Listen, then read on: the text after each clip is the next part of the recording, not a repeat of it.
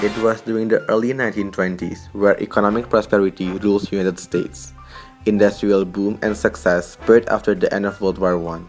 The Hollywood studio was built by combining two or small production or distribution firms. Independent producer Carl Laemmle fought the MPPC and was pivotal in forming the Universal Film Manufacturing Company, a distribution firm to release the output of his own independent motion picture. He opened a Universal City, the studio north of Hollywood. Paramount, Warner Bros., Fox Film Corporation was later formed. Filmmaking in Hollywood during the 1910s are known for having appealing stars, splendid sets, fast-paced storyline, and stylistically polished.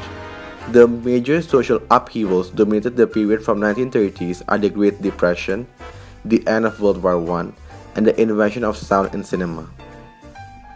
In 1929, the stock market crashed. The top 1% held 40% of America's wealth. People were working as hard as they can to pinch pennies in order to put food on their family table. Unlike the other American economy, Hollywood industry boomed during the Great Depression.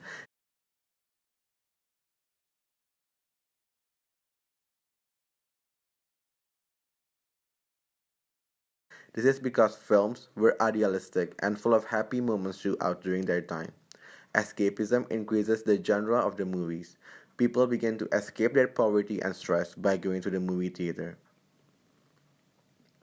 The spread of sound in the cinema coincided with the early years of the Great Depression. Warner Bros. Added music and sound effects to some of its films in 1926 and 1927. Blue sky, smiling at me, nothing but blue sky do I see.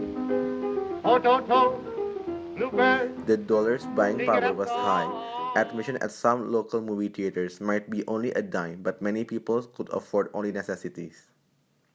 Films like The Village of Oz is known to have a happy turn of event. It gives people hope that if they work hard enough and have a goal they want to achieve, their hard work and perseverance can make anything possible. Of course we believe you, Oh, but anyway, Toto, we're home. Home. And this is my room. And you're all here. And I'm not going to leave here ever, ever again. Because I love you all. And, oh, Auntie M, there's no place like home. The Depression creates a new focus on social problems, and many 1930s films dealt with them, frequently adopting a realistic style that was far from the escapism often associated with this era. Warner Bros. Was particularly committed to social problem films. In I Am a Fugitive from a Chain Gang, the film tells a story about a World War I veteran that is falsely accused of a theft. In the end, he disappears into the night, explaining how he now lives. I gotta go. I can't let you go like this. Can't you tell me where you're going? Will you ride?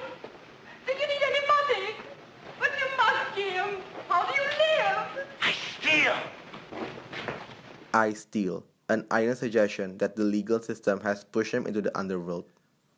Another example of a socially conflicted problem film during the Great Depression are Our Daily Bread, The Grapes of Wrath, Fury, and The Wild Boys of the Road.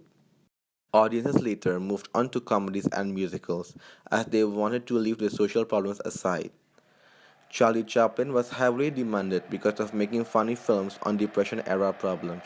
The Great Dictator, a comedy on the unlikely subject of Nazi Germany, picturized Charlie Chaplin becoming Adolf Hitler, which became a huge successful hit in the Great Depression era. Mit der Tuten. Der Hust mit der Tuten. Ey, der Blitzen zerteilt mit der Tuten. Ey, der Blüten verkehrten. Das Strängelchen mit der Pulten zertapeten. Und der Blitzen zertapeten. Besiegt!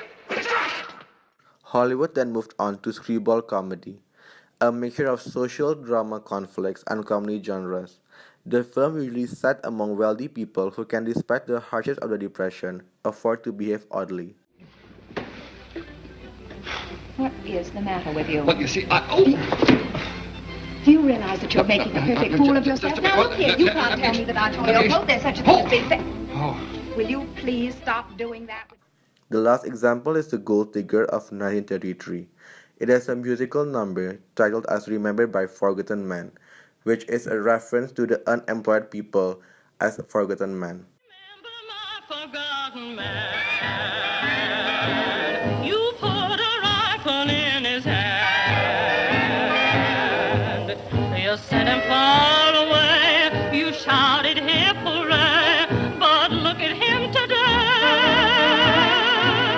Remember my forgotten man. Right now, in today's world, this affected the worldwide preference of movies until today.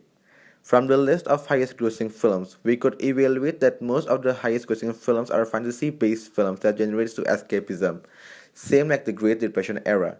Audiences today are still attached to films that could transport them away from the reality. Even though we are almost a century away from the Great Depression, the impact of the movie preferences still rules us till today.